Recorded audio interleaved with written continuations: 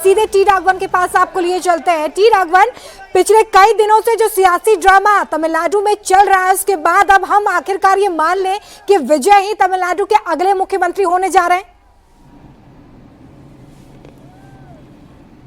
जी बिल्कुल, ये रास्ता बिल्कुल साफ हो गया है रोमिदा, क्योंकि जो चिट्ठी जिसका इंतजार विजय और उनकी पूरी टीम कर रही थी, वो चिट्ठी अब उनको मिल गई है, जिसमें ये कहा गया है कि एक अनकंडीशनल सपोर्ट है। हालांकि लगातार इस बात की चर्चा चल रही थी कि वीसीके जो है वो बहुत बड़ी डिमांड कर रहा है, डेप्यूटी सीएम पोस्ट के डिमांड कर रहा है, माफ कीजिए, उस वजह से ये टल रहा था। लेकिन अब जो चिट्ठी आई है उसमें अनकंडीशनल सपोर्ट की बात की जा रही है। ये वही तरीका होगा जिस तरह से लेफ्ट पार्टीज ने ये कहा था कि वो भले ही तमिलनाडु में डीएमके का हिस्सा रहेंगे, लेकिन चूंकि वो ये नहीं चाहते हैं कि यहाँ पर राष्ट्रपति शासन लग जाए, क्योंकि हंग असेंबली का मामला है और उनको ऐसा लगता है कि ऐसा करने से बीजेपी जो है रिमोट कंट्रोल की सरकार यहाँ पर चला सकती है। बात कहते हुए लेफ्ट पार्टीज ने ये कहा था कि वो टीवीके को आउटसाइड सपोर्ट करेंगे। वैसा ही एक लेटर जो है अब वीसीके की तरफ से भी आया। ये हम आपको बताना चाहेंगे कि इस बात को लेकर कल एमके स्टालिन से तिरुमावलवन की करीब 2 घंटे तक चर्चा चली थी।